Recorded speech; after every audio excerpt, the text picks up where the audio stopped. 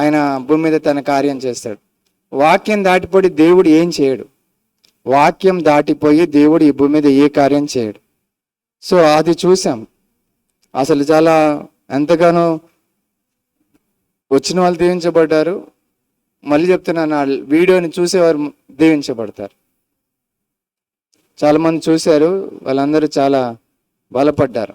ఇప్పుడు మళ్ళీ అది చెప్పడము కాదు. ఈరోజు ఉద్దేశం, మనం కూడుకునే ఉద్దేశం, మన ధ్యానాంశం ఎలా చదవాలి, ఎలా ధ్యానించాలి.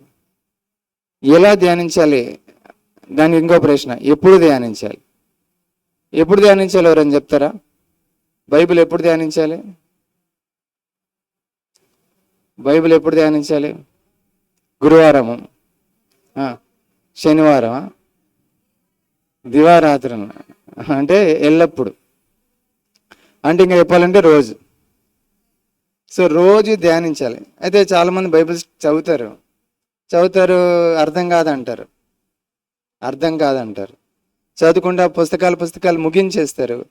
కానీ వాళ్ళ జీవితంలో బైబిల్ నుంచి ఏమీ జరగదు. ఎందుకు జరగదు అంటే ఎలా చదవాలో తెలియదు. చదివేస్తారు కానీ అది ఏమాత్రం కార్యం చేయదు. నేను బైబిల్ చదివాను, నన్ను పరిటాల వరకు బైబిలే తీసుకొచ్చింది. భయంకరంగా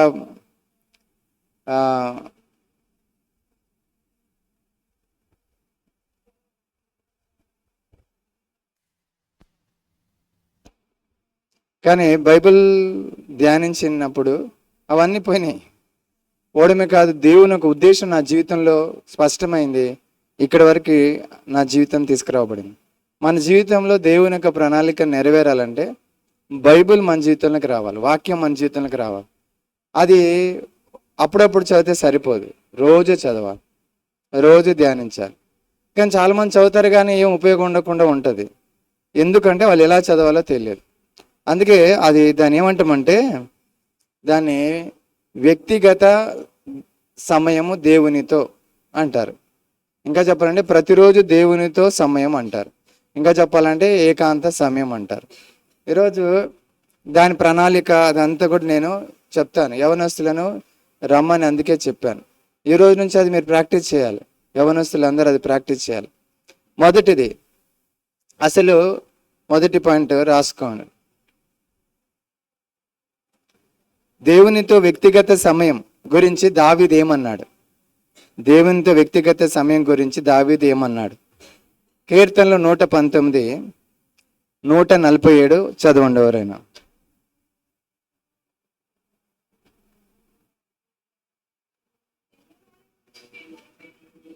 తెల్లవారకు మునిపే మొరపెట్టి తిని నీ మాటల మీద నేను ఆశ పెట్టుకొని ఉన్నాను. తెల్లవారకు మునిపే ఎప్పుడంట? దేవునితో సమయం ఎప్పుడు గడిపాడంట దావీదు? తెల్లవారక ముందే, అంటే పొద్దున్న లేవగానే. సో ఇప్పుడు ఒకసారి ప్రశ్న, 7 గంటలకు ఎంతమంది లేస్తున్నారు? 6:30కి ఎంతమంది లేస్తున్నారు? 6 గంటలకు ఎంతమంది లేస్తున్నారు? 5 గంటలకు ఎంతమంది లేస్తున్నారు? తెల్లవారు అంటే ఏంటి? ఇంకా చీకటిగా ఉన్నప్పుడే. అది తర్వాత వచ్చిన చదవండి.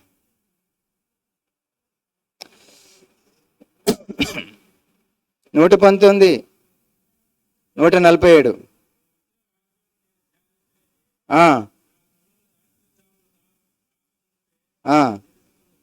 రాత్రి జాములు కాకముందే నేను కన్నులు తెరుచుకుంటాను. ఇంగ్లీష్లో ఉంటుంది, I prevented the dawning of the morning and cried, I hoped in your word. Dawning అంటే తెల్లవారు, అంత తెల్లగా ఉంటుందిగా.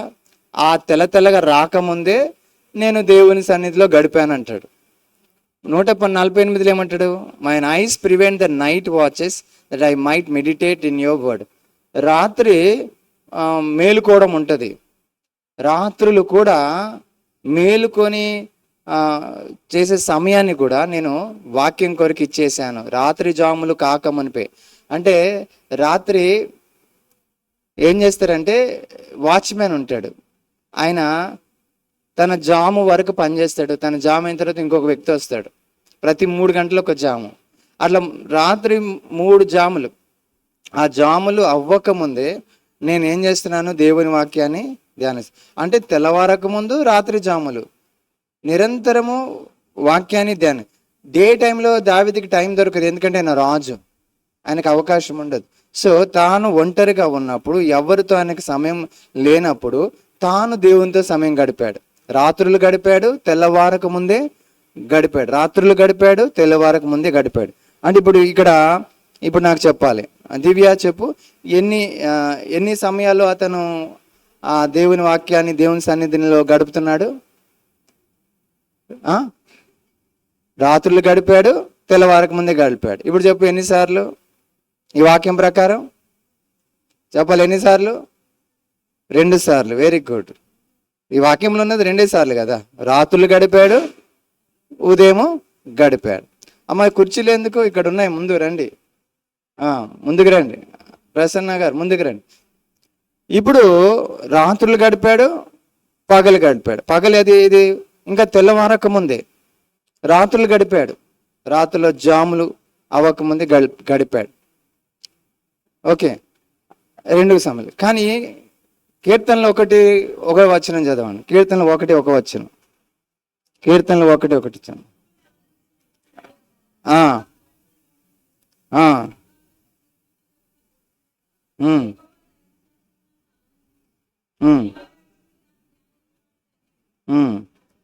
దివారాత్రములు ఎవరైనా చూసారా? దివారాత్రములు అంటే దివారాత్రములు అంటే 24 గంటలు. 24 గంటలు దేవుని సన్నిధిలో గడపడానికి అతను ఇష్టపడ్డాడు. దివారాత్రములు. అతనికి పని లేదంటే ఇంకా అతనికి దేని మీద ఎక్కువ ఆసక్తి, దేని మీద సమయం గడిపేవాడంటే, ఇప్పుడంటే మనకు సెల్ ఫోన్లు ఉన్నాయి. మనం ఖాళీగా ఉన్నామంటే మన చేయి ఫోన్ దగ్గరికి వెళ్ళిపోతుంది. మనం ఎక్కడ కూర్చున్నా మన తల వంగి ఫోన్ మీద మన చూపు, మన చేతులు ఫోన్ మీద ఆడుతూ ఉంటాయి. మనం ఎక్కడున్నా.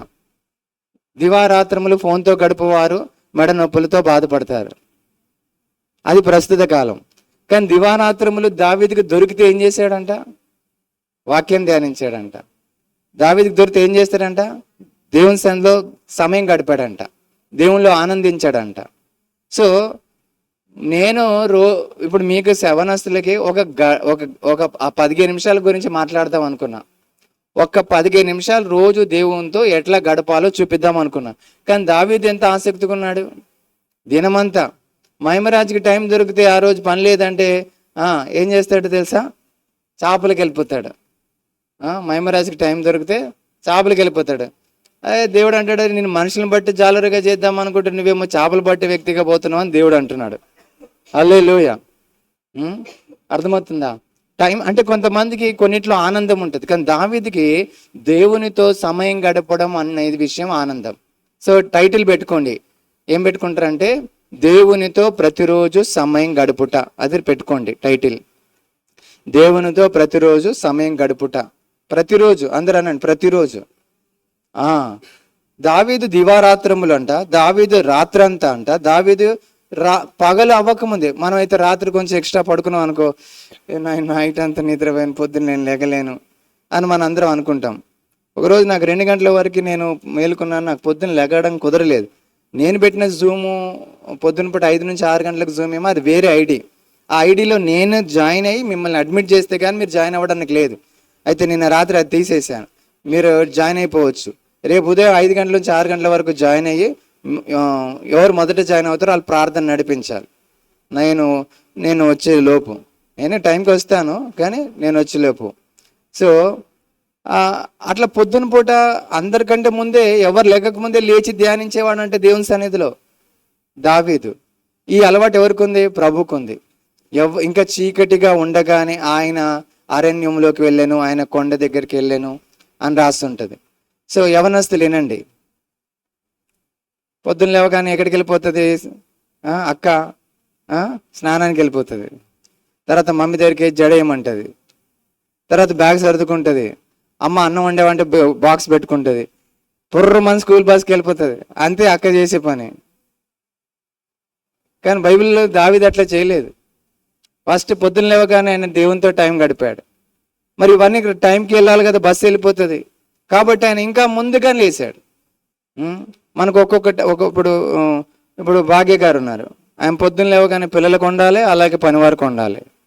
మరి ఆమె వండాలంటే కనీసం ఆమె 5:30కి లేస్తే కానీ ఇవన్నీ చేసుకోలేదు. ఇప్పుడు ప్రార్థనలో కూడుకుంటుంది కాబట్టి 5 నుంచి కూడుకుంటుంది. ఆమె మరి తిరుగుతూ చూస్తుందో వాక్యం, లేకపోతే కూర్చొని చూస్తుందో, అన్నం వండుతూ చేస్తుందో, లేకపోతే కూరగాయలు కోస్తుందో, ఏం చేస్తుందో తెలియదు. మొత్తానికి ఏదో జాయిన్ అయింది, పొద్దున పూట రోజు జాయిన్ అవుతుంది భాగ్య. కానీ ఆమె దేవునితో గడపాలంటే జూమ్లో గడపడం దేవునితో గడపడం కాదు, ఒంటరిగా దేవునితో గడపడం గురించి నేను బోధిస్తున్నాను. అది ఎప్పుడంట? 4 గంటలకే. ఆ అలవాటు ఉన్నవారు ధన్యులు. వారు ప్రత్యక్షతలు పొందుకుంటారు, ప్రతి విజయం వాళ్ళు పొందుకుంటారు. అలవాట్లకు మీరు వస్తే ఆరోగ్యం కూడా ఉంటుంది. సరే, మొత్తానికి దావీదు విషయం అది. సో దావీదుకి ఏముంది దేవుని సన్నిధి విషయంలో? ఒక పిచ్చి ప్రేమ ఉంది. అది లేకపోతే లెగలేవు. 4 గంటలకు ఎట్లా లేస్తావు? పొద్దున్నే లేస్తావా?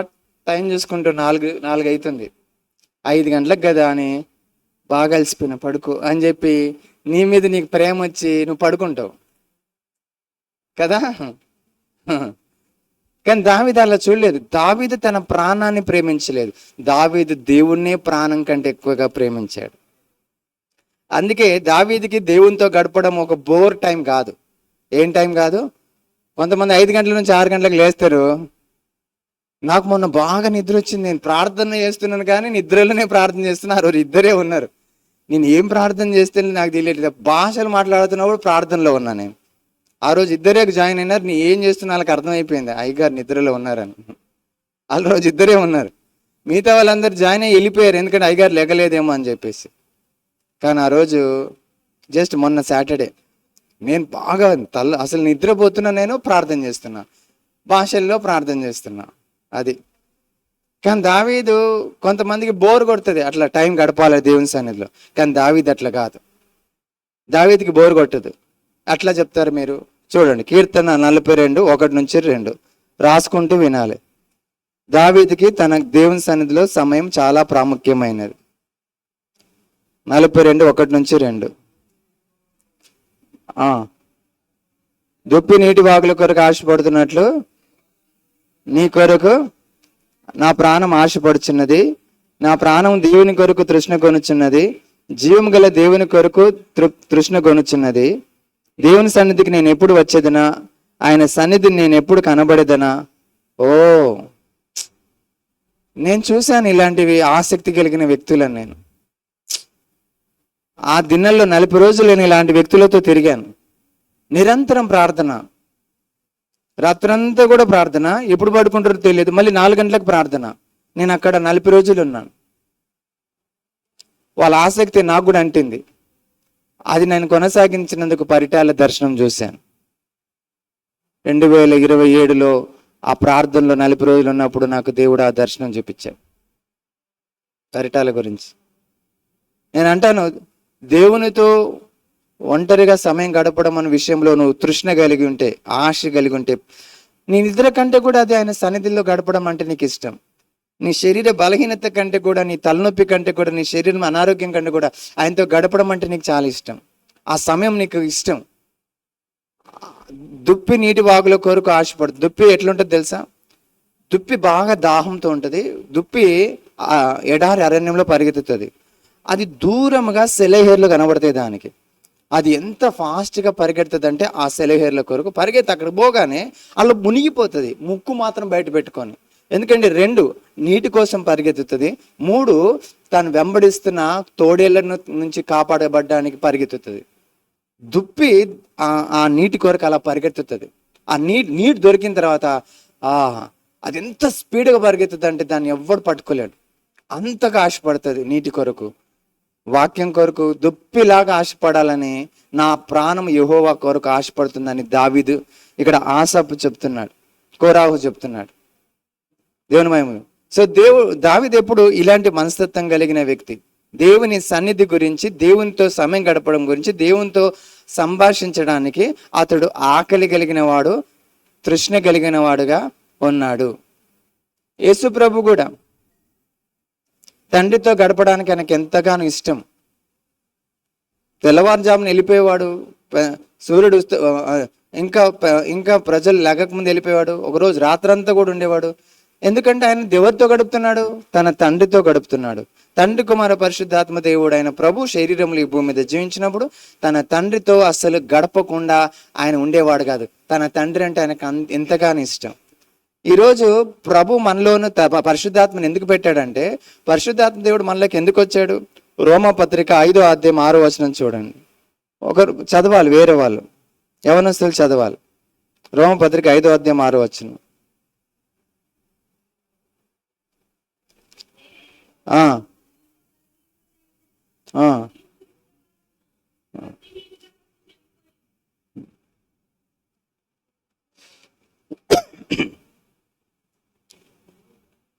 ఐదో వచనం.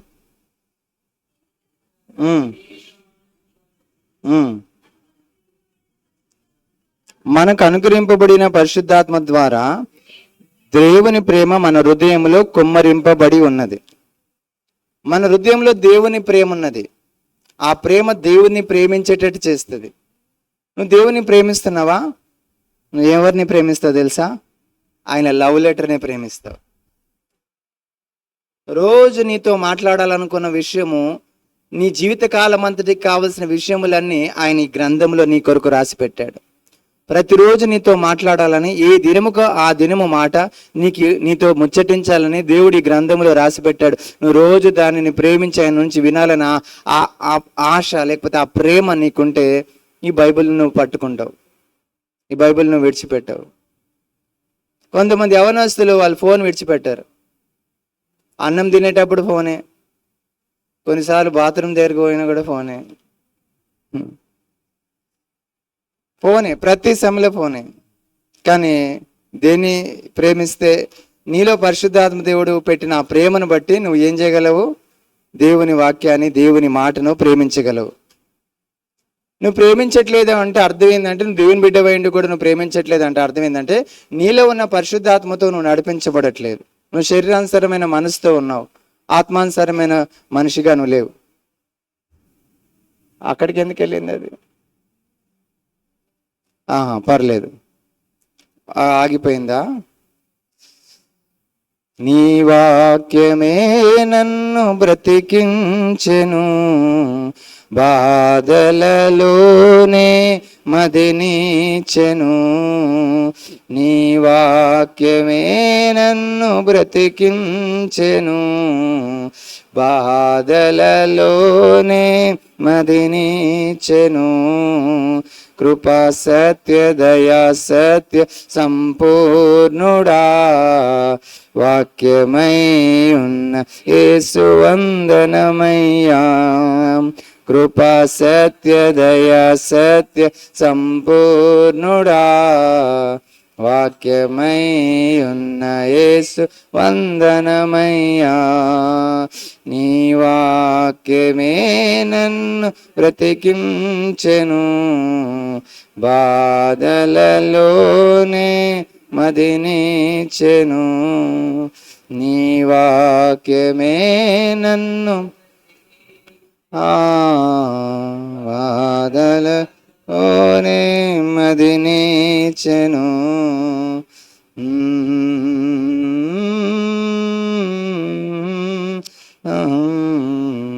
బాధలే ఏంటి? వీడియో రావట్లే, దీంట్లో రావట్లే. ఓకే, వీడియో రావట్లే బాబు.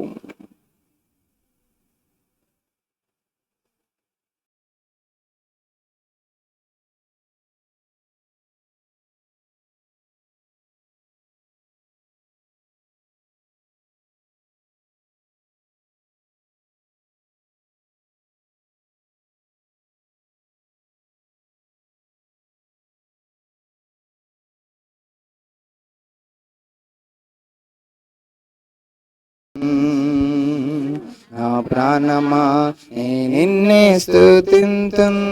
ఓకే, సో ఇప్పుడు యేసు ప్రభు గురించి చూద్దాం. ఆయన ఎట్లా గడిపాడు దేవుని సన్నిధిలో. మార్కు 1:35 రాసుకొని చూడండి. మార్కు 1:35.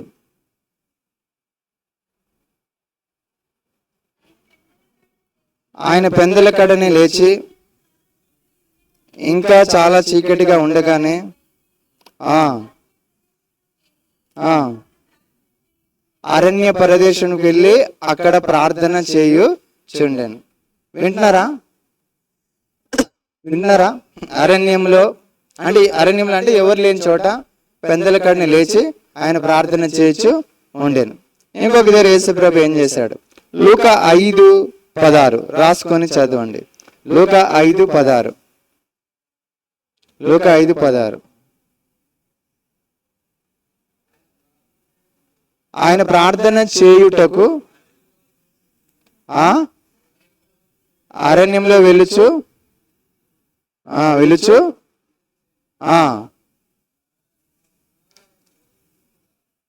ఓకే, ఆయన ప్రార్థన చేయుటకు అరణ్యంలో వెలుచున్నాడు. అంటే ఇక్కడ ఒక విషయం గమనించాలి. ఆయన ఒంటరిగా ప్రార్థన చేశాడు. అరణ్యంలో ఎవ్వరు ఉండరు. అది ఎలాంటి సమయం అంటే అది ఒక క్వైట్ టైం. అందరూ అనండి నోటితో, క్వైట్ టైం. ప్రతిరోజు మనకి క్వైట్ టైం ఉండాలి. అంటే ఒంటరిగా దేవునితో గడిపే ఒక సమయం ఉండాలి. దాన్ని క్వైట్ టైం అంటారు. ఆ టైంలో మీ ఇంట్లో వాళ్ళందరూ ఏం చెప్పాలంటే, ఈ టైంలో ఆమె దేవునితో గడుపుతుంది, ఈ టైంలో ఆయన దేవునితో గడుపుతాడు. ఇలాంటి ఒక అలవాటు యవనస్తులకు రావాలని నేను కోరుతున్నాను. ఇలాంటి అలవాటు యవనస్తులకి రావాలని నేను చాలా కోరుతున్నాను. అందుకే ఈ రోజు యవనస్తులను రమ్మని చెప్పాను. ఇంకొక వాక్యం చూడండి యేసు ప్రభు విషయంలో. లూకా సువార్త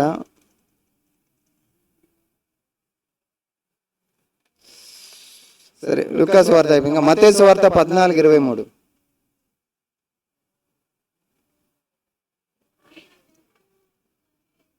ఆయన జన సమూహమును పంపివేసి ఏకాంతముగా, అండర్లైన్ చేసుకోండి, యేసు ప్రభువే ఏకాంతముగా కొండ ఎక్కిపోయాడు. యవనస్తులు వింటున్నారు? అందరు చెప్పండి, ఏకాంతముగా. అంటే నీకంటూ ఏకాంత సమయం ఉండాలి. పిల్లలు వింటున్నారా? There need to be a personal time with God. ఏకాంత సమయం. తండ్రితో గడపడానికి ఏకాంతంగా వెళ్ళాడంట. చాలా సమయంలో ఈ సాయంకాలము మన మందిరంలోకి చాలా మంది వస్తారు. స్త్రీలు అయోధ్యమ్మ ఆడ కూర్చుంటది, ఇక్కడేమో సమాధానం కూర్చుంటారు, అక్కడ సువార్తమ్మ కూర్చుంటారు, వెనక ప్రేమం కూర్చుంటది. అట్లా వాళ్ళు వచ్చి కూర్చుంటారు. తెలుసు, ఈయన ఏకాంతముగా ఒక సమయంకి వెళ్తున్నాడు. ఏ సమయం? ఎవరు లేని టైంలో, మనుషులు ఇంకా లెక్కక ముందే, రాత్రి వేళ పెందల కడ. ఇంకోటి, ఆయన ఏకాంతముగా అరణ్యంకి వెళ్తున్నాడు. సో దేవునితో రోజు సమయం గడపడం అనేది మొదటిది ఒక స్థలం.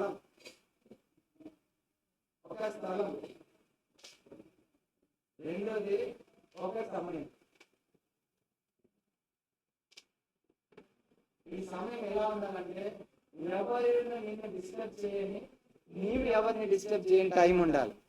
ఎవరు నిన్ను డిస్టర్బ్ చేయని, నీవు ఎవరిని డిస్టర్బ్ చేయని సమయం ఉండాలి. అది అందరు పడుకున్న టైంలోనే జరుగుతుంది. లేకపోతే రెండోది, ఎవరు లేని చోటు ఉండాలి.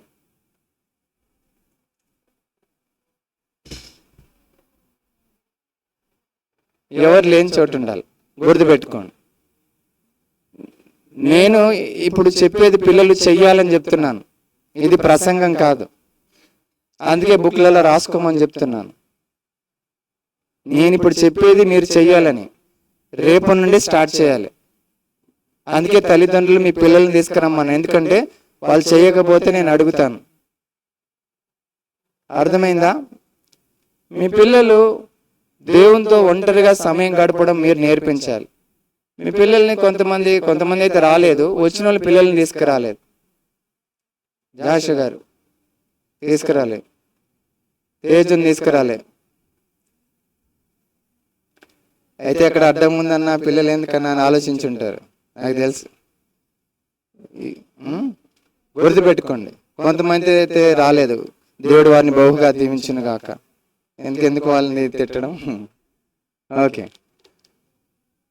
సో అదొక అక్కడ దేవుని వాక్యముతోనూ పరిశుద్ధాత్మతోనూ ఒక అద్భుతమైన సమయం గడపడానికి ఈ ఏకాంత సమయం ఉపయోగపడుతుంది. నిన్ను నువ్వు మార్చుకునే సమయం అది. నీవెవరో నీకు తెలిసే సమయం అది. నీ యొక్క దృక్పథాలు ఎట్లాంటివో తెలిసే సమయం అది. నీ జీవితం ఎట్లా జరుగుతుందో తెలిసే సమయం అది. నీ దేవుణ్ణి చూసే సమయం అది. దేవుని నుండి ప్రత్యక్షతలు పొందుకునే సమయం అది. ఆ సమయం ఒంటరిగా గడిపిన వాళ్ళు వారి జీవితంలో ఒక దగ్గర కాదు, వాళ్ళు ఎక్కడికో వెళ్ళిపోతారు. హల్లెలూయా. ఆ జీవితంలో అద్భుతంగా దేవుని కార్యాలు జరుగుతాయి. సో 2 చెప్పాను. ఒకటేంటి, దావీదుకు దేవునితో సమయం గడపడం ఎంతో ఇష్టము, అది ఎప్పుడు దివారాత్రములు అని. రెండోది, అది ఎంత ఇష్టం అంటే తన ప్రాణాన్ని కంటే కూడా ఆయన సన్నిధిని ఎక్కువ ప్రేమిస్తున్నాడు అని చెప్పి యేసు ప్రభు యొక్క ఉదాహరణ మనము చూసాం, ఎప్పుడెప్పుడు చేస్తున్నాడు. ఇప్పుడు మూడోది మనం చూస్తాం. మూడోది, నిజానికి ప్రభు తండ్రితో గడపడానికి ఎంతో సంతోషించేవాడు. సో నీ రోజంతటిలో నీకు బెస్ట్ టైం ఏ టైం ఉండాలి తెలుసా? దేవునితో గడిపే ఏకాంత సమయం నీ రోజంతటిలో. ఎందుకంటే నీతో, నీ భార్యతో గడుపుతావు, నీ తల్లిదండ్రులతో గడుపుతావు, నీ స్కూల్ ఫ్రెండ్స్తో గడుపుతావు, రకరకాల మనుషులతో నీ రోజంతా గడుపుతావు. కానీ ఒంటరిగా ప్రభుతో గడిపే ఆ ఒంటరి సమయం చూడు, అది 24 గంటలు నీకు బెస్ట్ టైం అయి ఉండాలి. దాని కొరకు రోజంతా కూడా ఎదురు చూడాలి. కొంతమంది స్కూల్కి వెళ్తారు, రాగానే వాళ్ళు ఒక ఆట బొమ్మతో ఆడుకోవడానికి రోజంతా ఎదురు చూస్తారు పిల్లలు. వాళ్ళు ఇంటికి రాగానే ఫస్ట్ ఆ ఆట బొమ్మ దగ్గరికి వెళ్ళిపోతాడు. మిస్టర్ భీమ్ గురించి వింటారు కదా, మిస్టర్ భీమ్కి ఒక చిన్న బొమ్మ ఉంటుంది, అంతా ఎప్పుడు ఆ బొమ్మతోనే జీవిస్తాడు అతను. కొంతమంది కొన్నిటితో జీవిస్తారు, వారి లైఫ్ అంతా దాంతో అసోసియేట్ అయి ఉంటుంది, దాని చుట్టూ తిరుగుతూ ఉంటుంది. కానీ మన రోజంతా కూడా ఆ గడియ కొరకు, ఆ రోజంతట్లో దేవునితో గడిపే ఆ రోజు గురించి, ఆ సమయం గురించి ఎప్పుడు ఎదురు చూస్తూ ఉంటుంది చూడు. ఆ సమయం రావాలని ఎదురు చూస్తూ చూడు, అది బెస్ట్ లైఫ్. అది ప్రభు చేసేవాడు. ఆయన పొద్దంతా పరిచయం చేసేవాడు, రాత్రి ఎప్పుడు అవుతుందో అని ఎదురు చూసేవాడు. ఎందుకంటే రాత్రి అవ్వగానే తండ్రితో గడపడానికి 5,000 మందికి భోజనం పెట్టి వెంటనే ఆయన ఒంటరిగా ప్రార్థన చేయడానికి వెళ్ళిపోయాడు. మరలా ఇళ్ళని ధోనికి వెళ్ళిపోమన్నాడు, మరలా నీళ్ళ మీద నడుచుకుంటూ వచ్చేసాడు ఆయన. సో ఆయనకి తండ్రితో గడపడం అంటే ఇష్టం. సో నీలో ఆ పరిశుద్ధాత్మను పెట్టి, ఆ పరిశుద్ధాత్మ యొక్క సహాయంతో నీవు కూడా యేసయ్యతో గడపడం నీకు రావాలని ఇష్టం, ఆ కోరిక నీకు కలగాలని ప్రభు ఎంతో కోరుతున్నాడు. యవనస్తులారా, అది దావీదుకున్నది. దుప్పి నీటి వాగుల కొరకు ఆశపడుతున్నట్లు యెహోవా కొరకు నా ప్రాణము తృష్ణ కొనుచున్నది అని అంటున్నాడు. ఇప్పుడు ఈ దేవునితో ఒంటరిగా గడిపే ఈ సమయం నుండి మనం ఏం పొందుకుంటాం? మూడో విషయం, ఎబ్రీ 4:16. ఎబ్రీ 4:16. ఎబ్రీ 4:16.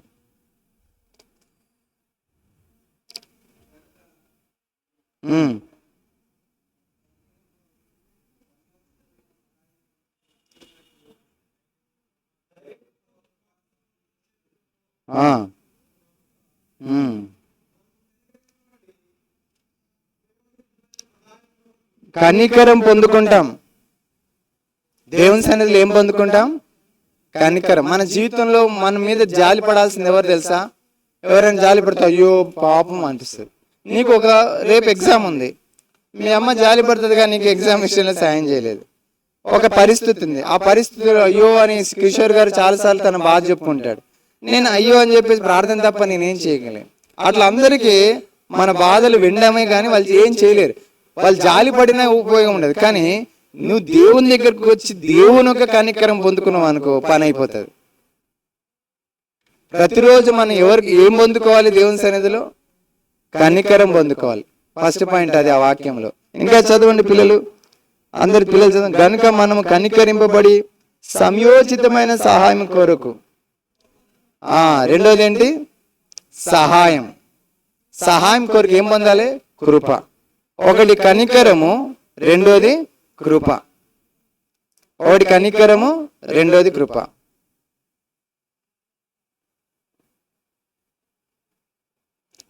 కనికరం ఏంటంటే తెలుసా?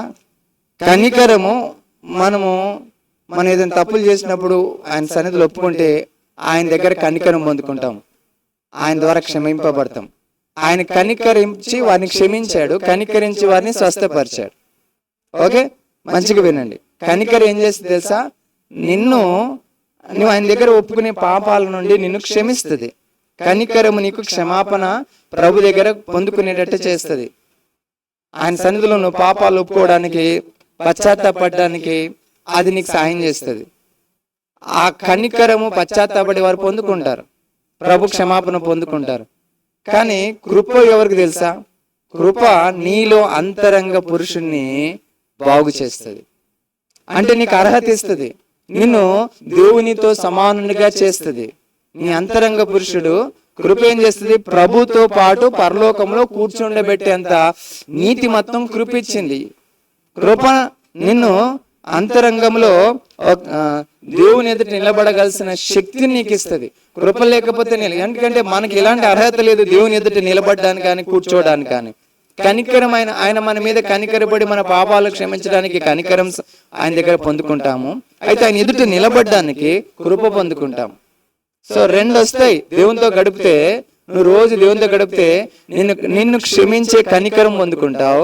ఆయన ఎదుట నువ్వు నిలబడే అంతరంగ పురుషుడు బలం పొందినట్లు కృప పొందుకుంటావు. నువ్వు రోజు రోజుకి లోపల పవర్ఫుల్ అవ్వాలంటే నీకు రోజు రోజుకి కృప కావాలి. ఎందుకంటే ఈరోజు ఎంతో బలముతో ఏం చేసాము? ఈ మందిరం కట్టాం. లోపల ఒక మనిషి చాలా బలంగా ఉన్నాడు. ఆ మనిషి మందిరం కట్టడానికి నిశ్చయిత తీసుకున్నాడు. కానీ ఆ మనిషికి ఆ బలంగా ఉండడానికి ఏం పొందుకున్నాడు? అది కృప ద్వారా వచ్చింది. పౌలంటే నేను చాలా చేశాను, కానీ చేసింది నేను కాదు, కృపే. సో కృపను బట్టి లోపల ఒక మనిషి బలంగా ఉంటాడు, చాలా స్ట్రాంగ్ ఉంటాడు. అసలు ఏం చేస్తున్నాడో అతనికి బాగా తెలుసు. నేను చాలా ఫోకస్డ్గా ఉన్నాను ఈ పని విషయంలో. మీ అందరు నన్ను చూశారు. I'm not confused. నేను ఎప్పుడు కన్ఫ్యూజన్ లేదు. లోపల చాలా స్ట్రాంగ్ ఉన్న మనిషిగా కనబడ్డాను. అది కృప ద్వారా వస్తుంది. అది ఏకాంతంలో ప్రభుతో గడిపినప్పుడు సమయోచితమైన కృప వస్తుంది. అలాగే కనికరం వస్తుంది. మరలా చదవండి ఆ వాక్యం, హెబ్రీ 4:16. గనుక కనికరింపబడి సమయోచితమైన సహాయం కొరకు కృప పొందినట్లు ధైర్యముతో కృపాసనం యొద్దకు చేరుతాము. చూడండి, మనము చాలా పొరపాట్లు చేస్తాం. ఆ టైంలో దేవుని కనికరం మన మీద ఉంటే ఆ పొరపాటు నుండి కాపాడబడతాం. ఎస్, నేను ఒకరిని చూశాను, చాలా పెద్ద మిస్టేక్ చేశారు. నాతో వాళ్ళు మాట్లాడుతుంటే నాకు అర్థమైపోయింది ఎంత మిస్టేక్ అంటే. ఆ వ్యక్తి యొక్క లైఫ్ ఇంకా అయిపోయినట్టే, ఇంకా దేవునికి దూరం అయిపోయే పరిస్థితి. కానీ నేను ఆ వ్యక్తి నాతో మాట్లాడుతున్నప్పుడు నేను మాట్లాడే విధానం టోటలీ డిఫరెంట్గా ఉంది. నేను అంతా చెప్పిన తర్వాత ఆ వ్యక్తి నార్మల్ అయిపోయాడు. అయిపోయిన తర్వాత నేను అన్నాను, నీ మీద దేవుని కనికరం వచ్చి నువ్వు బాగుపడ్డావు అని చెప్పాను. నాకు దేవుడు చాలా సామరస్యం ఇచ్చాడు, సంజనాన్ని ఇచ్చాడు. అర్థమైందా? ఏమిచ్చాడు? సామరస్యం ఇచ్చాడు. నేను డిస్టర్బ్ అవ్వకుండా నేను మాట్లాడుతుండగా ఆ మనిషి సరి చేయబడ్డాడు. ఆ మనిషి యొక్క పరిస్థితిలో నేను దాన్ని అలాగే చూసి నేను స్పందిస్తే ఆ మనిషి ఆగమైపోయేవాడు. కానీ నేను అసలు ఆ మనిషిని అలా చూడట్లే, ఆత్మీయ నేత్రాలతో ఆ పరిస్థితిని డీల్ చేసి మాట్లాడుతుండగా ఆ మనిషి నార్మల్ అయిపోయాడు. అప్పుడు నేను అన్నాను, నిన్ను దేవుడు ఎంతగానో కనికరించాడన్నా. అంటే కనికరం మనని కాపాడుతుంది, పాపం నుండి కాపాడుతుంది. మీకు తెలుసా, కనికరం గురించి, కృప గురించి నేను చాలా సార్లు వివరిస్తా వచ్చాను. కనికరం నిన్ను నరకం నుండి తప్పిస్తుంది, కృప నిన్ను పరలోకానికి తీసుకెళ్తుంది. ఎంతమంది విన్నారు? కనికరం నిన్ను నరకం నుండి తప్పిస్తుంది, కృప నిన్ను పరలోకానికి. అంటే కనికరం నీకు ఏది తగిందో అది దాన్ని నీకు ఇవ్వదు. కృప నీకు ఏది అర్హత లేదో అది నీకు ఇస్తుంది. అంటే నీవు దేనికి అర్హుడవు? శిక్షకే పాత్రుడవు. కానీ కనికరం నేను శిక్షించగా నేను క్షమించింది. కృప నువ్వు దేనికి పాత్రుడు కాదు, నువ్వు పరలోకానికి పాత్రుడు కాదు, నువ్వు ప్రభు దగ్గర నిలబడడానికి పాత్రుడు కాదు, ఆయన సింహాసనం పంచుకునే పాత్రుడు కాదు. కానీ కృప నీకు అది అనుగ్రహించింది. అది ఎప్పుడు, ప్రతిరోజు మనకి ఏం దొరకాలి తెలుసా? ప్రతిరోజు కొన్ని సిచ్యువేషన్స్ లో మనకు కాపాడబడుతూ నిలబడతా ఉండాలి. కొన్ని పరిస్థితుల నుంచి కాపాడబడుతుండాలి. ఆ పరిస్థితిలో దేవుని ఎదుట సరిగా నిలబడిన వ్యక్తిగా ఉండాలి. ఉదాహరణకి దావీదు ఉన్నాడు. దావీదు మేడగది అనే ఆ యుద్ధ సమయంలో ఎక్కడున్నాడు? వసంతకాలంలో మేడగది కాదు, మిద్దె మీద ఉన్నాడు. ఆ రోజు దావీదుకి ఏం దొరకలేదు? కనికరం దొరకలేదు. ఈ last the mercy of God. కనికరం పోయింది. అందుకేమయ్యాడు? పాపంలో పడిపోయాడు. ఇప్పుడు ఆ రోజు దావీదు తనను తాను దేవుని ఎదుట నిలబడగలిగిన యోగ్యత పొందుకున్నాడా, పోగొట్టుకున్నాడా? అంటే కృప కూడా పోయింది. కొన్నిసార్లు మన మాటలను బట్టి, మన జీవితాన్ని బట్టి, ఆ రోజు మనము ఆ రోజుని గడిపే విధానాన్ని బట్టి, ఆ రోజు మనం చూపించే ఉద్రేకాలను బట్టి, ఆ రోజు మనం తీసుకునే నిర్ణయాలను బట్టి మనము చాలా ఏమవుతామంటే పడిపోవడమో, లేకపోతే దేవుడు ఆ రోజు లెక్కలేస్తే పలానా రోజు అని లెక్కలేస్తే ఆ రోజుకి మనకు మార్కులు ఉండవు. ఆ రోజు దేవుని ఎదుట నిలబడిన వ్యక్తిగా మనం కనబడం. ఆ రోజు మన జీవితం దేవుని ఎదుట నిలబడిన రోజుగా ఉండదు. ఆ రోజు దేవుని మనం బాధ పెట్టిన రోజు అవుతుంది. ఆ రోజు మనము పడిపోయిన వారిగా ఉంటాం. ఆ రోజు మనము దేవుని ఎదుట నిలబడిన రోజుగా మన యొక్క జీవిత కాలంలో ఆ రోజు గుర్తుకుంటది. కానీ నువ్వు రోజు దేవునితో సమయం గడిపితే ప్రతిరోజు దేవుని ఎదుట నిలబడే రోజుగా కృప పొందుకుంటావు. ఆ రోజు పడిపోకుండా కనికరం పొందుకుంటావు. అందుకే ఏకాంత సమయం చాలా అవసరం. ఎంతమందికి అర్థమవుతుంది పిల్లలు?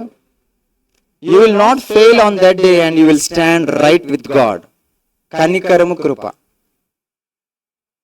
అందుకోసము ఆయన ఎదుట ఏం దొరుకుతుందంట?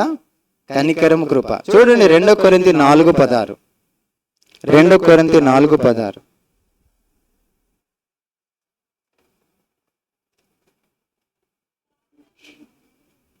కావున మేము అధైర్యపడము, మా బాహ్య పురుషుడు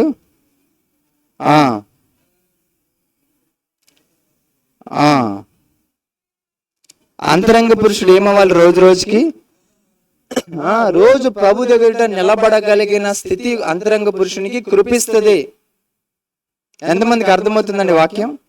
సీని గారు నేను చెప్పేది అర్థమవుతుందా? ఆ రోజు మీరు అరే ఈ రోజు నువ్వు తప్పు చేసావురా అని దేవుడు లెక్కలేసుకుంటే తప్పు చేయడానికి కారణం ఏంటంటే ఆ రోజు నువ్వు కృపకు పోయింది. ఆ రోజు పడిపోవడానికి కారణం నీ మీద కనికరం లేదు. ఆ కనికరం కొరకే ప్రతిరోజు ప్రభు దగ్గర గడపాలి. ఆయన దగ్గర ఏం దొరుకుతుంది? 2, కనికరం దొరుకుతుంది, కృప దొరుకుతుంది. ఆ కృప నీకు సంయోచితమైన సహాయం. ఆ కనికరం నిన్ను ప్రమాదంలో పడకుండా కాపాడ్డాం. హల్లెలూయా. సో రోజు నీ జీవితంలో ఎవరు బాగుపడతా ఉండాలి? రోజు నువ్వు రక్షణ పొందినప్పుడు చిన్న బాలుడివి, శిష్యుడివి. కానీ ప్రభు వచ్చేసరికి నువ్వు ఏమైపోవాలి? లోపల ఉన్న అంతరంగ పురుషుడు సంపూర్ణంగా ఎదిగి ఉండాలి. అది కేవలము దేవుని యొక్క కృప ద్వారానే నువ్వు ఎదుగుతావు. తిమోతిని దేవుని యొక్క కృప యందు బలవంతుడు కమ్ము. కృపని నిన్ను ఏం చేస్తుంది? లోపల ఉన్న మనిషిని స్థిరపరుస్తుంది. ఈ లోకంలో శిష్యులందరికంటే ఎక్కువ సేవ చేసింది ఎవరు? శిష్యులందరికంటే ఎక్కువ సేవ చేసింది ఎవరు? దేవుని చిత్తము సంపూర్తి చేశాను అని చెప్పగలిగిన ఇద్దరు ఎవరు? పౌలు, ఇంకా యేసయ్య. యేసయ్య అంటే ఆయన ఎవరు? తండ్రి అయిన దేవుని ప్రేమ, ప్రభువైన అయిన యేసుక్రీస్తు వారి కృపకు ఆధారం ఆయన్నే. కానీ పౌలుకు అలా నా పని నేను తుదముట్టించి తిని దేవుడు నా గురించి చెప్పినవన్నీ పూర్తి చేశాను అనగలిగిన పరిస్థితి పౌలు ఏమంటాడంటే, పౌలు అంటాడు, నేను కాదు చేసింది కృపే, నేనేమై ఉన్నానో ఆయన దేవుల్ని. ఎక్కడుంది ఆ వాక్యం? చూడండి 1 కొరింథీ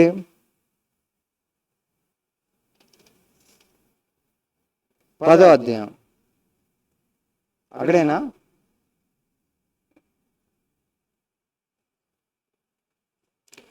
1 కొరింథీ 15వ అధ్యాయము 10వ వచనం. ఆయనను నేనేమై ఉన్నానో అది దేవుని కృప వల్లనే అయ్యున్నాను. మరి నాకు అనుగ్రహింపబడిన ఆయన కృప నిష్ఫలం కాలేదు, కానీ వారందరికంటే నేను ఎక్కువగా ప్రయాసపడితిని. ఎవరికంటే? పైన మీరు లిస్ట్ చదువుతారు, 517 మంది శిష్యులు ఉన్నారు ఆయనకి పైన లిస్ట్ లో. కేపా ఉన్నాడు, యేసుప్రభు సహోదరుడు అని చెప్పి ఆ లిస్ట్ చెప్తాడు. అయితే వీళ్ళందరికంటే కృప నాకు ఎక్కువ దొరికింది, అందుకే అందరికంటే ఎక్కువ ప్రయాసపడుతుంది. అంటే నువ్వు స్ట్రాంగ్ ఉండగలిగితేనే ఎక్కువ ప్రయాసపడతావు, నువ్వు బలంగా ఉండగలిగితేనే ప్రయాసపడతావు. అది నీకు ఎట్లా దొరుకుతుంది? పౌలు చెప్పాడు, కృప దొరికింది నాకు. నేనేమై ఉన్నాను. సో ఆ రోజు కృప కొరకు పౌలయ్య దేవుని సన్నిధిలో గడిపాడు. పౌలు ఎక్కడ గడిపాడు? దేవుని సన్నిధిలో గడిపాడు. సో అందుకే దేవుని సన్నిధిలో ఏకాంతంగా గడపడము, పిల్లలు వింటున్నారా, నీ లైఫ్కి చాలా ఉపయోగం. నాని వింటున్నావా? రోజు ఒంటరిగా ప్రభుతో గడపాలి, బైబిల్ తీసుకొని. చాలా మంది పిల్లలు రాలేదు. సరే, ఇప్పుడు చూడండి ఎఫెసీ 3:16.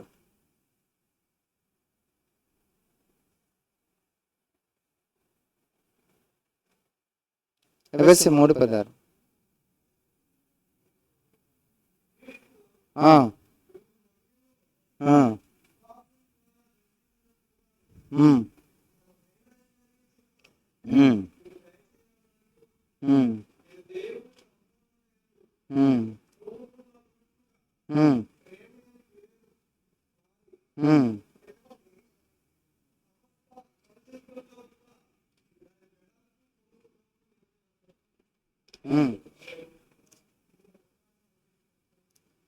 చాలా పెద్ద వచనం అది, 3:16.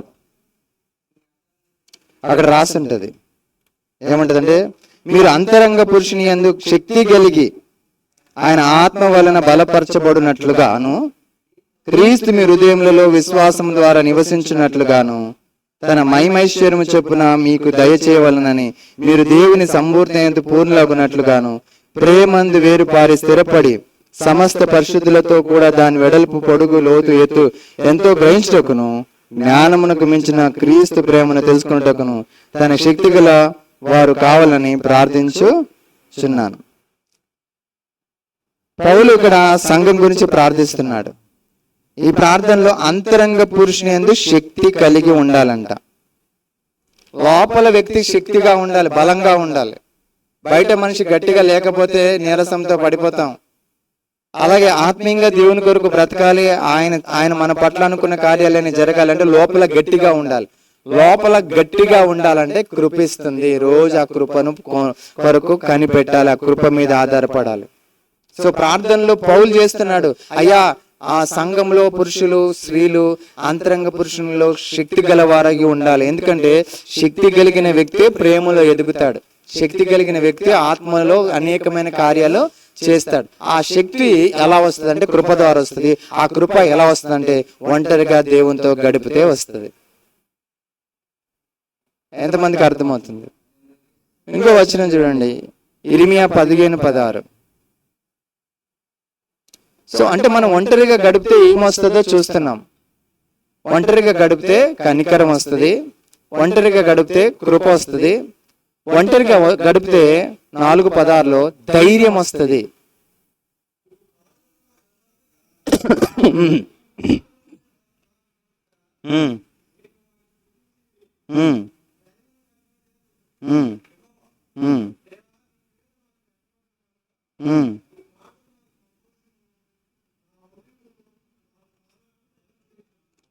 ఆనందం ఇస్తుంది. ఒంటరిగా దేవుని సన్నిధిలో వాక్యం ధ్యానిస్తుంటే నిరాశపోతుంది, నిరీక్షణ లేని వారిగా ఉండకుండా ధైర్యముగా సంతోషంగా ఉంటాం. ఇప్పుడు మనం చదివిన హెబ్రీ 16లో కూడా ఆయన ఎదుట నిలబడుటకు ధైర్యము పొంది ఉన్నామంటాం. అంటే మనకి ఆయన సన్నిధి ధైర్యాన్ని ఇస్తుంది, ఆయన సన్నిధి మనకేమిస్తుంది? కనికరాన్ని ఇస్తుంది. ఆయన సన్నిధి మనకేమిస్తుంది? కృపిస్తుంది.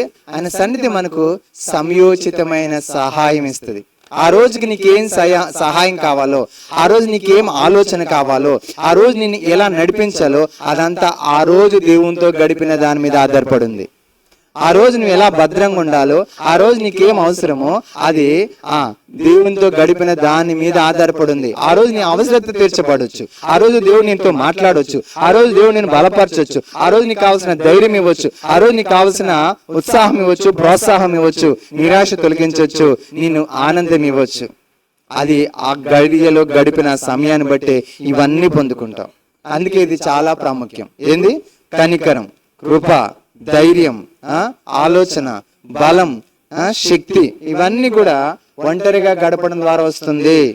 ఫోన్తో గడిపితే రాదు. పొద్దున్న లేవగానే పరుగులెత్తి కాదు, నీ టైం తీసుకోవాలి. పడుకున్నావా? ముందే నిర్ణయించుకోవాలి. తెలుసా, మీరు పడుకుంటేప్పుడు 4 సార్లు చెప్పుకోండి, నేను 4 గంటలకు లేవాలి, నేను 4 గంటలకు లేవాలి. సరే పోనీ 4 గంటలకు వద్దు, 5 గంటలకు ఏదో ప్రార్థన పెట్టాడు పాస్టర్ గారు, 4:30కు లేద్దాం, నేను 4:30కు లేకాలి, నేను 4:30కు లేకాలని 5 సార్లు అనుకో, అసలు కరెక్ట్గా నీకు తెలియకుండా కరెక్ట్గా 4:30కు లేస్తావు. తెలుసా, ఇక్కడ ఎప్పుడైనా ఊరికి పోవాలనుకున్నప్పుడు పొద్దున్నే 3 గంటలకు ఊరికి వెళ్ళాలో లేకపోతే మోటాపానికి వెళ్ళాలనుకున్నప్పుడు కరెక్ట్గా అదే టైంకి లేస్తాను. తెలుసా, అనుకున్న అదే టైంకి. మీరాబి గారికి చాలా అనుభవం, టంగుమని లేస్తుంది ఆ టైంని చూస్తే అదే టైం. నాకైతే చాలా సార్లు అలా ఉంది. నేను ఎన్నోసార్లు 3 గంటలకు నాకు మేలుకు వస్తుంది, లేవగానే కరెక్ట్ 3 అవుతుంది. అరే భలే టైంకి, అదే టైంకి మేలుకు వస్తుంది. నేను దేవుని మహిమ కలుగును గాక. దేవుడు నిన్ను లేపుతాడు, నువ్వు మైండ్కి చెప్పుకుంటే నీలో ఉన్న పరిశుద్ధ, అరే నా బిడ్డ చెప్పాడని చెప్పేసి ఆయన నేను కరెక్ట్గా నీ మైండ్గా లేక నీకు తెలియకుండా లేపేస్తాడు. హల్లెలూయా. అప్పుడు లేచిన తర్వాత అబ్బా చాలాసేపు కష్టపడ్డాను, రాత్రి ఎలాగో లేట్ అయింది, ఇంకొక 5 నిమిషాలు పడుకున్నావా అది 3 గంటలు అయిపోతుంది, మళ్ళీ 6:30కు లేస్తావు. ఇక అట్లా చేయొద్దు. ఓకే, సో ఆ సమయం దేవునితో గడపడంలో కనికరం, కృప, ధైర్యం, ఆలోచన, ఇంకా అంతరంగ పురుషుడు బలపడ్డము, అలాగే ఆనందం, ఆనందం, బలం, ఇవన్నీ ఒంటరిగా గడపడం వల్ల వస్తుంది. సరే, ఇప్పుడు చెప్పండి, ఎంత సమయం గడపాలి?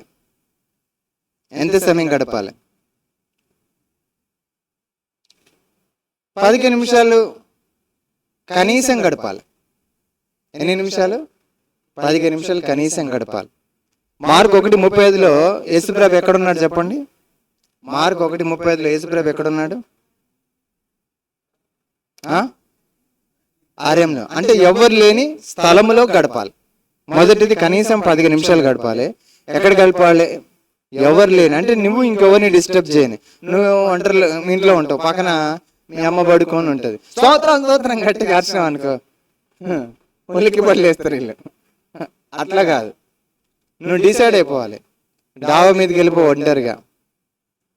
ఒంటరిగా నీవు ఇంకొకరిని డిస్టర్బ్ చేయని, నిన్ను ఇంకొకరు డిస్టర్బ్ చేయని ప్లేస్కి వెళ్ళిపోవాలి. సరే, ఇప్పుడు ఒక 4 విషయాలు చెప్తాను. మొదటిది, ఏం చేయాలి ఆ 15 నిమిషాల్లో? ఏం చేయాలి ఆ 15 నిమిషాల్లో? సరే 15 నిమిషాలు టైం ఇచ్చాం కదా, ఏం చేయాలి? మొదటిది ఏం చేస్తావు అక్కడ? ప్రార్థన చేయాలి. రాసుకో.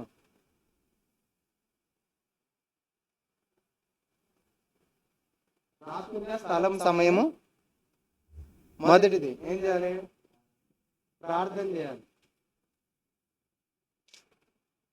15 నిమిషాలు ఏకాంత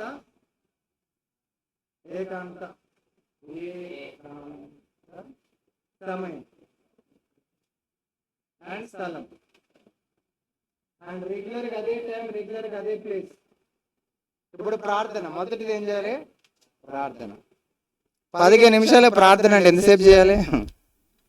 క్లుప్తంగా చేయాలి. ప్రభువా నీతో గడపడుతున్నాను ప్రభువా అని చెప్పేసి, నీ మాటతో నాతో మాట్లాడు ప్రభువా అని ప్రార్థన చేయాలి. ఎంతసేపు అది? మహా అంటే ఒక 1/2 నిమిషం. నువ్వు బైబిల్తో గడపడానికి, దేవునితో గడపడానికి సమయం అది. నువ్వు ఇక కంటిన్యూస్గా ప్రార్థన చేయడానికి కాదు అది. ఇక 1/2 గంట చేసావు అనుకో, ఇంకా నీకు వాచ్ చూసుకుంటావు, అయ్యో టైం అయిపోయిందని చెప్పేసి లేచి వెళ్ళిపోతావు. అట్లా కాదు. ప్రభా నీ వాక్యంతో నేను కూర్చుంటున్నాను, నాతో మాట్లాడు ప్రభా అని పరిశుద్ధాత్మని అడగాలి. అది ప్రార్థన. రెండోది, ఒక వాక్య భాగాన్ని చదవాలి. ఏ వాక్య భాగాన్ని చదవాలి? ఉదాహరణకి నువ్వేం చదువుతున్నావు? ఇప్పుడు ప్రస్తుతం నువ్వేం చదువుతున్నావు? నేను అంటాను, ఇంకా ఎవరైనా స్టార్ట్ చేయలేదనుకో, నేను వాళ్ళతో ఎప్పుడు అంటాను, కొత్త నిబంధన చదవమని చెప్తాను. ఫస్ట్ పుస్తకం ఏం తెలుసా? ఒకవేళ చదవాలనుకున్న రాసుకోండి, యోహాను సువార్త. ఫస్ట్ పుస్తకం యోహాను సువార్త. అలా పుస్తకాన్ని కంటిన్యూస్గా చదువుతూ ఉండాలి. ఆ రోజుకి నువ్వు 1/2 పేజీ చదువుతావో లేకపోతే 1/2 పేజీ చదువుతావో పర్వాలేదు. 1/2 పేజీలో నువ్వేం చేయాలో చెప్తాను నేను ఇప్పుడు. 1/2 పేజీ చదువుతావు, 1/2 పేజీ చదువుతావు, లేక ఒక పారాగ్రాఫ్ చదువుతావు. ఎందుకంటే మనకు పారాగ్రాఫ్లు ఉంటాయి కదా బైబిల్లో. పారాగ్రాఫ్ అంటే ఇక్కడ స్టార్ట్ అయింది, ఇక్కడ ముగించబడింది, ఇది ఒక పారాగ్రాఫ్, లేకపోతే ఒక అధ్యాయం, ఓకే, ఒక భాగం, లేకపోతే ఒక 5 లైన్లు. కానీ నేను చెప్తాను పారాగ్రాఫ్ చదవాలి. ఎందుకంటే అక్కడ ఏదో ఒక పాయింట్ స్టార్ట్ అయింది, ఒక అంశం స్టార్ట్ అయింది, ఒక అంశం ఎండ్ అవుతుంది. అందుకే ఆ పారాగ్రాఫ్ చదవాలి. అలా ఒక పారాగ్రాఫ్ చదివితే ఆ 15 నిమిషాల్లో దేవుడు నీతో ఎలా మాట్లాడుతూ నేను చూపిస్తాను. ఇప్పుడు ప్రతిరోజు దేవుని వాక్యం నుండి పొందుకోవాలి. ఆ రోజు దేవుడు నీతో మాట్లాడు. అది నేను నా ఉద్దేశం. ఈ సాయంకాలము ఈ యొక్క బైబిల్ స్టడీ యొక్క ఉద్దేశం. నీతో దేవుడు ప్రతిరోజు మాట్లాడగలడు. అది వాక్యం నుండి మాట్లాడగలడు. ఎందుకంటే పోయిన ఆదివారం చూసాం, వాక్యమే నడిపిస్తుంది, వాక్యమే సృష్టించింది, వాక్యమే అంతం చేస్తుందని. సో వాక్యము నీ జీవితాన్ని, ఈ రోజు నీతో మాట్లాడే మాట దేవుడు వాక్యం నుండి మాట్లాడతాడు. దర్శనంతో మాట్లాడతాడు దేవుడు, కళతో మాట్లాడతాడు దేవుడు, సేవకులతో మాట్లాడతాడు దేవుడు, ఉపదేశంతో మాట్లాడతాడు దేవుడు, ఇంకా పరిస్థితులతో మాట్లాడతాడు దేవుడు. కానీ అన్నిటికంటే క్లియర్గా మాట్లాడేది నీ జీవితం గురించి దేవుడు ఓన్లీ అన్నిటికంటే ఎక్కువగా వాక్యంతో మాట్లాడతాడు. అందుకే వాక్యాన్ని ధ్యానించడం నేర్చుకోవాలి. వాక్యం నుండి దేవుడు ఏం మాట్లాడుతుండో తెలుసుకున్న జీవితంలో చాలా ఉన్నతంగా వాడబడిన వాళ్ళుగా ఉంటారు. వాళ్ళ జీవితం చాలా సూపర్ ఉంటుంది. ఎందుకంటే దానియేలు 21 రోజు ప్రార్థన చేశాడు. ఎందుకు? సమాధానం కాదు. దానియేలు 9వ అధ్యాయంలో బైబిల్ చదువుతుండు. ఏం చదువుతుండు? ఇర్మియా గ్రంథం చదువుతుంటే ఇర్మియా గ్రంథంలో ఆయనకి ఏమర్థమైందంటే 70 సంవత్సరాల చెర అయిపోయింది.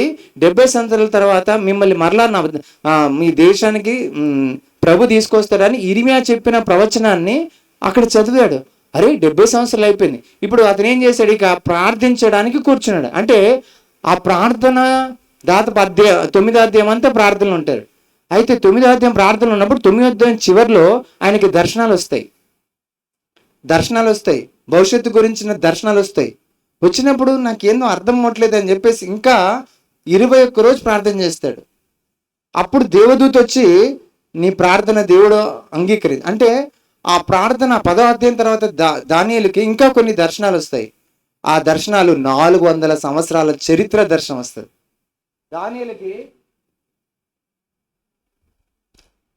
దానియేలుకి 70 సంవత్సరాల చెరలో ఉన్నారు కదా వీళ్ళు. ఇది యేసు ప్రభు పుట్టినరోజు. సో యేసు ప్రభుకు ఈ 70 సంవత్సరాల నుంచి చెర బయటకు వచ్చినప్పటి నుండి ఎన్ని సంవత్సరాలు తెలుసా? దాదాపు చెర తర్వాత కూడా కొన్ని రోజులు ప్రవక్తలు మాట్లాడతారు.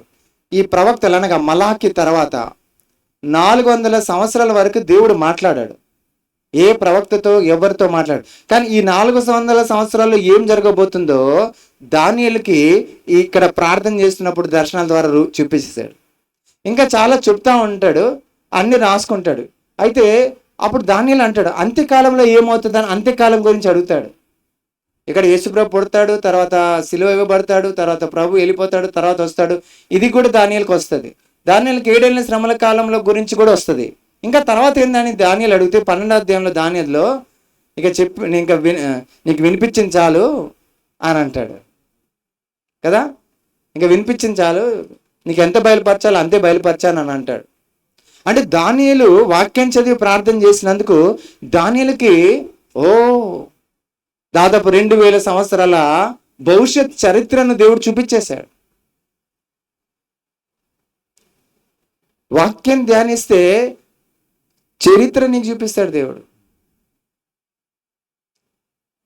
వాక్యం ధ్యానిస్తే నువ్వేం చేయాలో నీకు చెప్తాడు దేవుడు.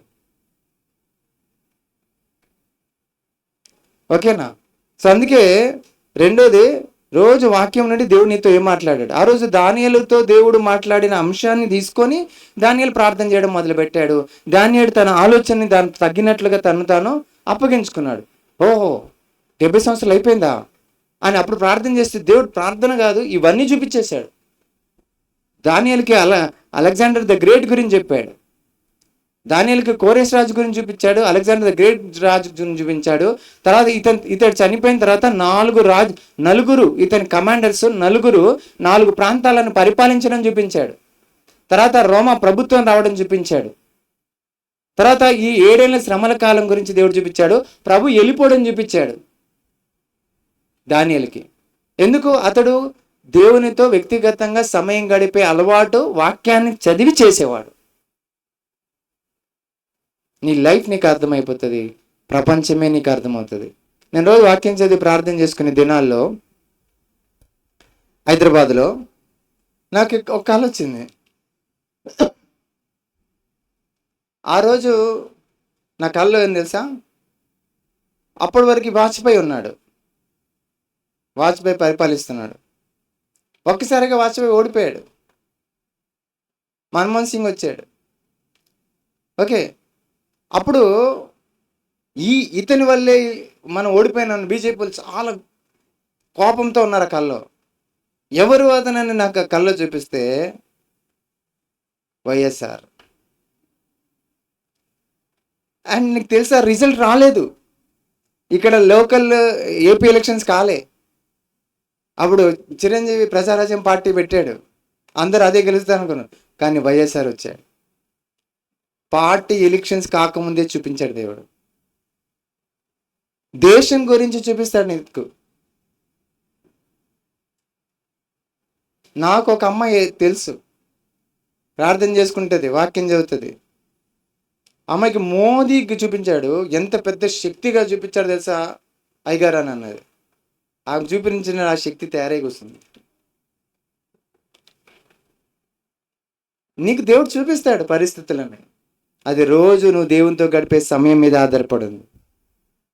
వాక్యం చదివి వాక్యం నుంచి పొందుకున్నాడు. అందుకే చెప్తాను, కొత్తగా చదవాలనుకున్నారు యోహాను సువార్త 1, 2 ఫిలిప్పు పత్రిక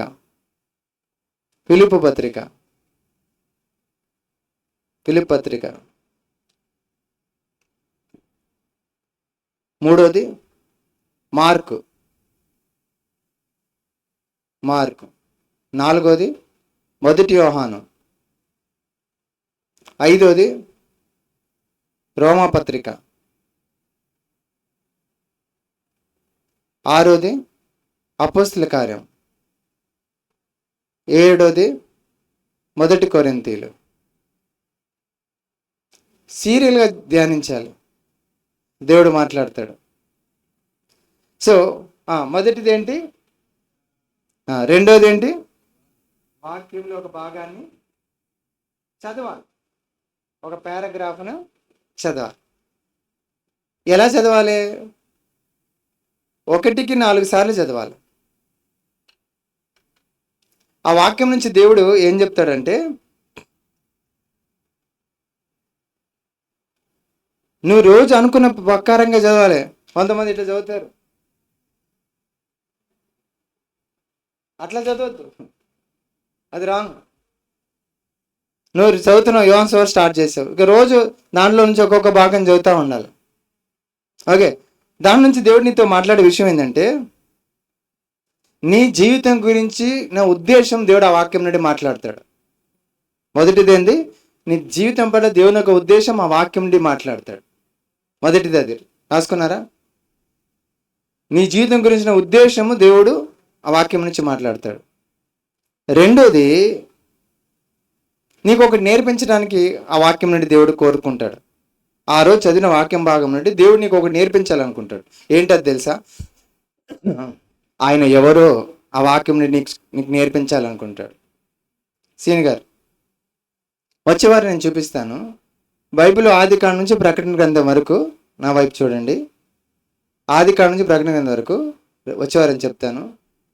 ఏ పుస్తకంలో యేసయ్య ఎలాగున్నాడు ఆ లిస్ట్ అంతా చెప్తాను.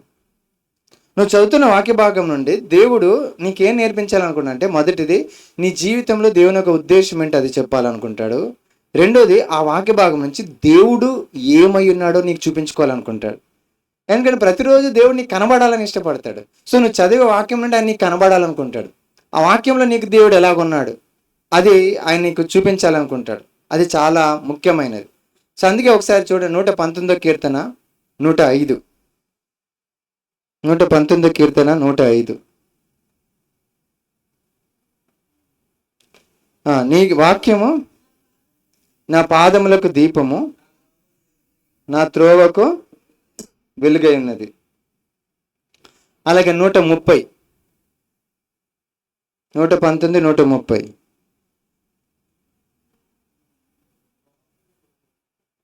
చూడండి, నీ వాక్యములు వెల్లడగుటితోడనే వెలుగు కలుగును, అవి తెలివి లేని వారికి తెలివి కలిగించును. ఇప్పుడే ఒకటి చూశాను, పరమానంద శిష్యులు తెలుసా?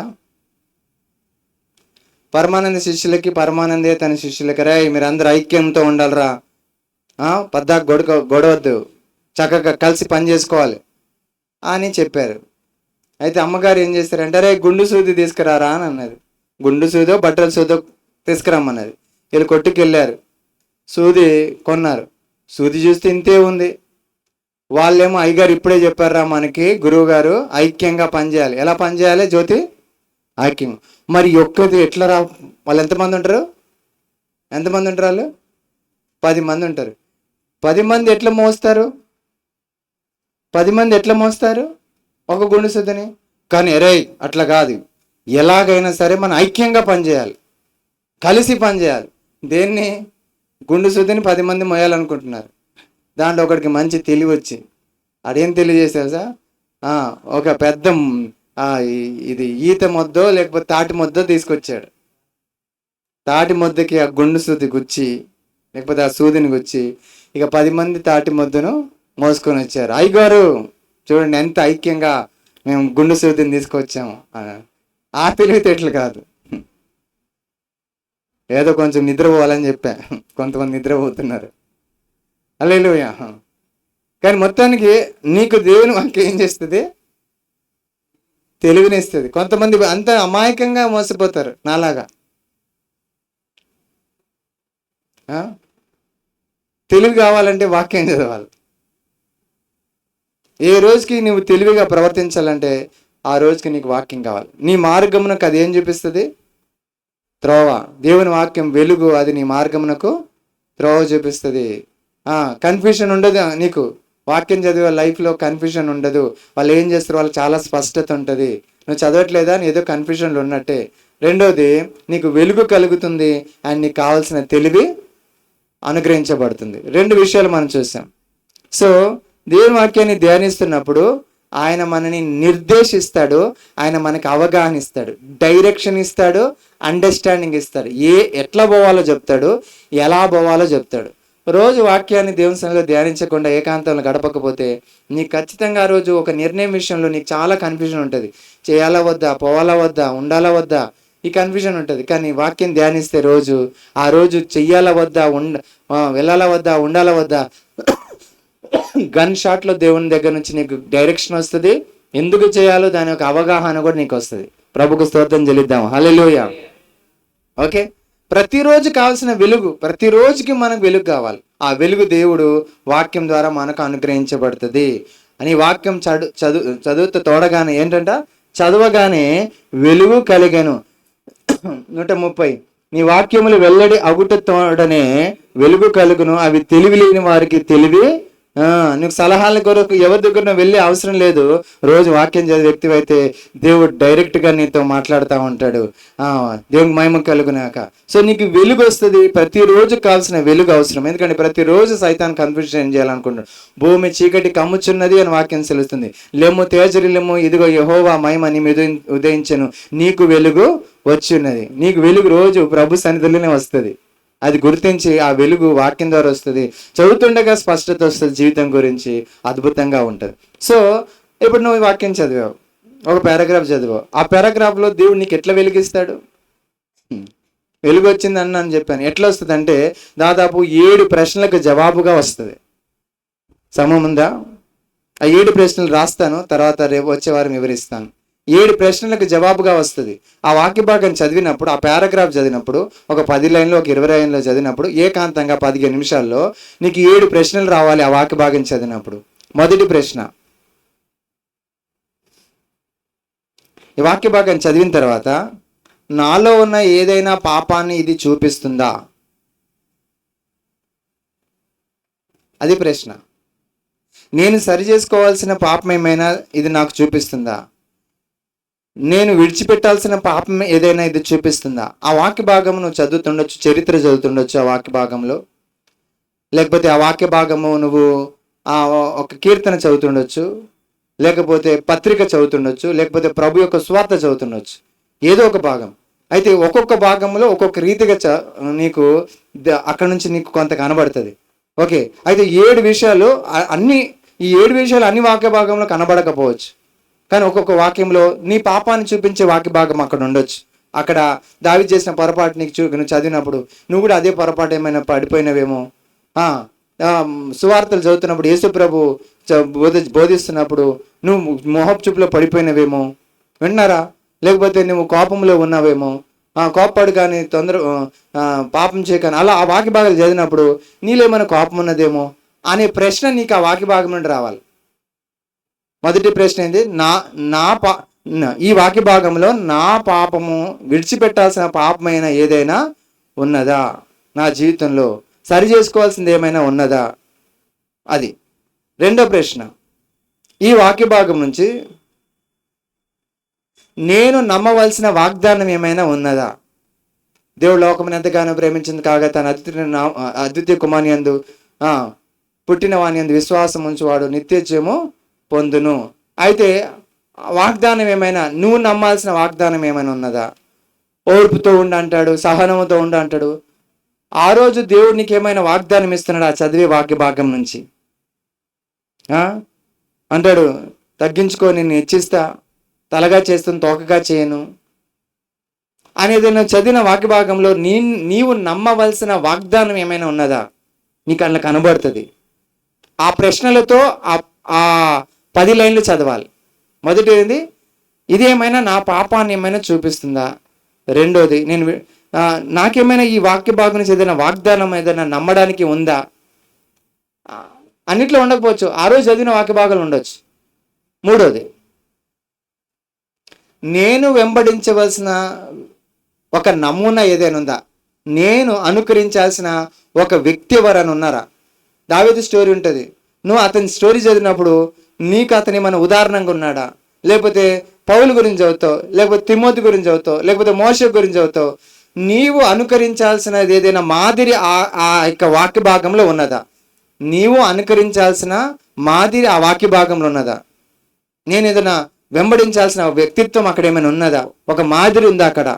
నేను అనుకరించే ఒక మాదిరి ఆ వాక్య భాగంలో ఉన్నదా? ఈ ప్రశ్నను వేసుకోవాలి. నాలుగోది, నేను పరిగణలోనికి తీసుకోవాల్సిన హెచ్చరిక ఏమైనా ఉన్నదా అక్కడ?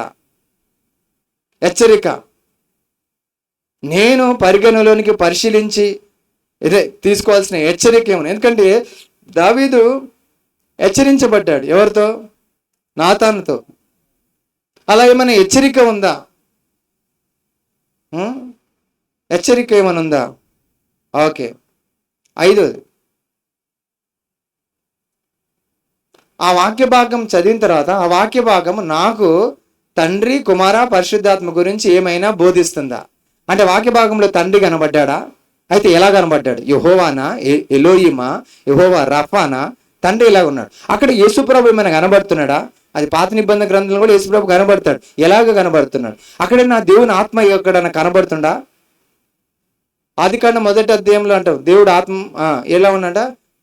చీకటి జలముల మీద అగాధము, చీకటి కమ్మి ఉండేను, దేవుని ఆత్మ అగాధ జలముల మీద. చూడు, భూమి నిరాకారంగా శూన్యంగా ఉండేను, చీకటి అగాధ జలముల పైన కమ్మి ఉండేను, దేవుని ఆత్మ జలముల పైన అల్లాడుచును. ఈ వాక్యంలో పరిశుద్ధాత్మ దేవుడు కనబడ్డాడు.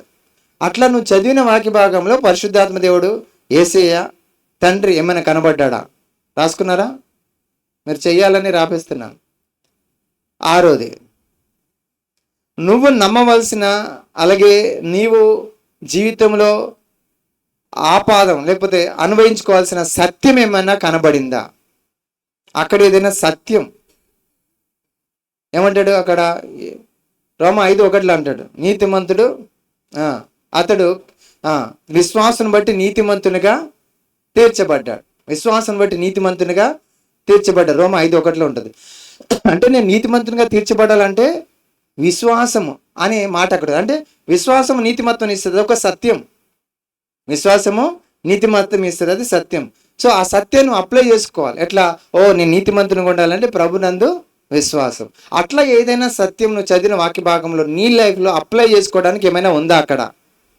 నువ్వు చదివిన వాక్య భాగంలో 7 ప్రశ్నలు వేసుకోవాలి. నువ్వు అంటే ఆలోచించాలి. ప్రశ్ననే ఆలోచనిస్తుంది. నువ్వు ప్రశ్నించుకోకుండా అది అర్థం కాదు నీకు. నువ్వు దాన్ని ప్రశ్నతో చూస్తే అది జవాబిస్తుంది నీకు. ఈ 7 ప్రశ్నలు ఏదో ఒక జవాబు నీకు వస్తుంది. అప్పుడు నువ్వు అక్కడి నుంచి ఆ వాక్య భాగం నుంచి ఒకటి పొందుకుంటావు, నీకు ఆ రోజు కావాల్సింది పొందుకుంటావు. 7వ ప్రశ్న,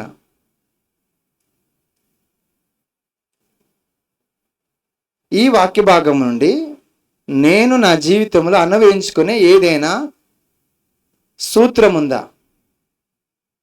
సూత్రం. నా జీవితానికి కొంతమంది వాళ్ళ జీవితం ఒక సూత్రం మీద ఆధారపడి ఉంటారు. నేను అనుభవించుకోవాల్సిన సూత్రం ఏమైనా ఉందా? Principle from this passage.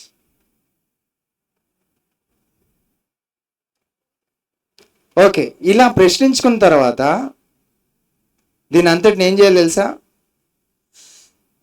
రాసుకోవాలి. మొదటిది ఏంటి? ప్రార్థన. రెండోది వాక్యం. ఈ వాక్యంలో ఏం చేయాలి? 7 ప్రశ్నలు వేసుకోవాలి చదివిన దాన్ని. మూడోది, నీకు ఏ జవాబు వస్తుందో అది రికార్డ్ చేసుకోవాలి. చాలా ముఖ్యం అది. నువ్వు రాసుకోవాలి. ఆ వాక్య భాగం నుండి నీకు ఏం బోధించబడిందో రాసుకోవాలి.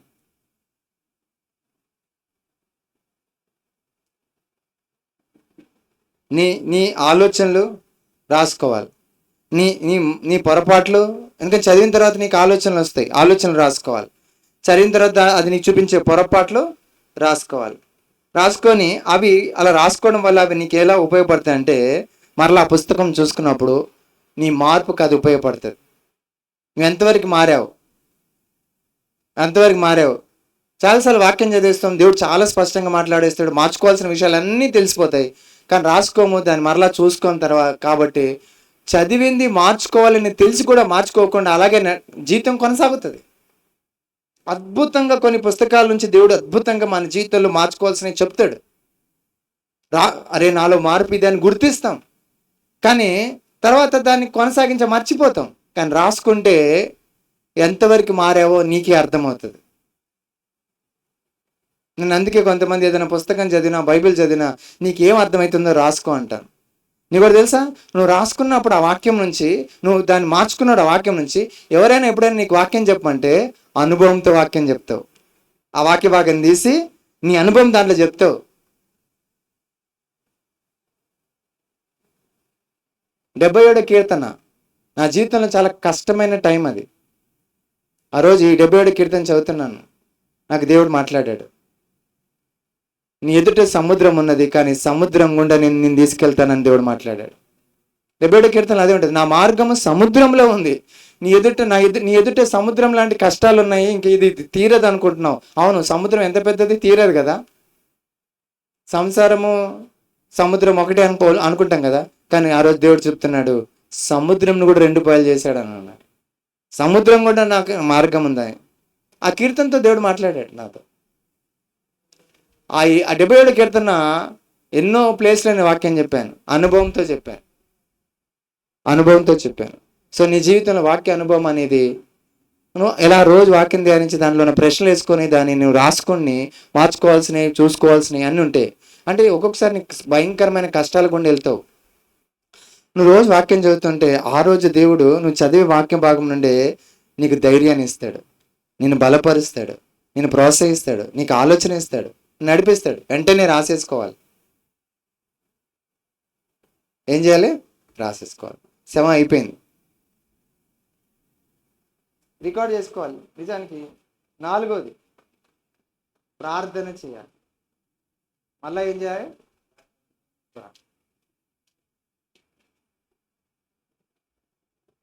ఈ ప్రార్థన గురించి ఒక 4 విషయాలు ఉన్నాయి. టైం అయిపోయింది. కళ్ళు మూసుకుందాం, ప్రార్థన వచ్చే వారం చూద్దాం. కానీ రేపటి నుంచి చేసే వాళ్ళు ఎంతమంది ఉన్నారు?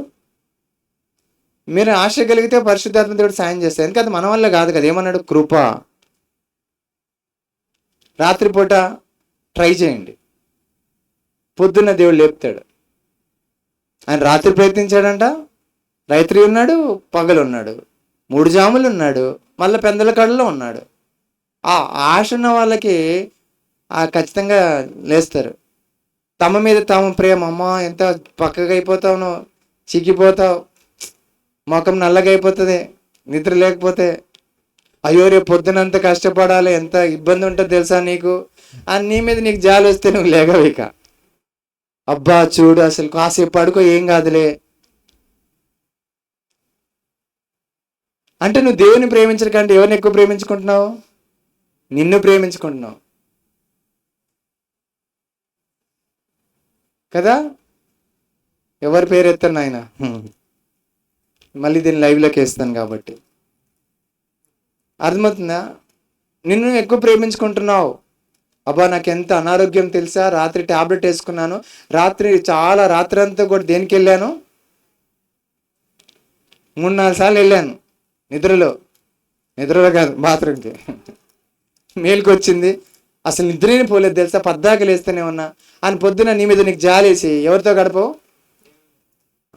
అందుకే ఆ డే అంతా కూడా నీకు కావాల్సిన కనికరం, నీకు కావాల్సిన కృప, నీకు కావాల్సిన ధైర్యం, నీకు కావాల్సిన బలం, నీకు కావాల్సిన వెలుగు, నీకు కావాల్సిన సమాధానం రాక రోజంతా పాడు చేసుకునే వాళ్ళు చాలామంది ఉన్నారు. డిస్టర్బ్లో, కన్ఫ్యూజన్లో రోజంతా ఉట్టిగానే టైం పాస్ అయిపోయినట్టుగా ఉంటుంది, వేస్ట్ అయిపోయినట్టుగా. ఎన్ని రోజులు వేస్ట్ చేసుకున్నామో దేవుని సన్నిధిలో, ఎన్ని రోజులు. ప్రభు వస్తాడు, దినములు లెక్కించడం నాకు నేర్పించమని మోషే అన్నాడు. మనం దినములు ఎట్లా, ఎంత టైం వేస్ట్ అయిపోతుందో. ప్రభు మనందరికీ జ్ఞానోదయం దయచేయను గాక. ప్రార్థన చేసుకుందాం. పాస్టర్ గారు ప్రార్థన చేస్తారు.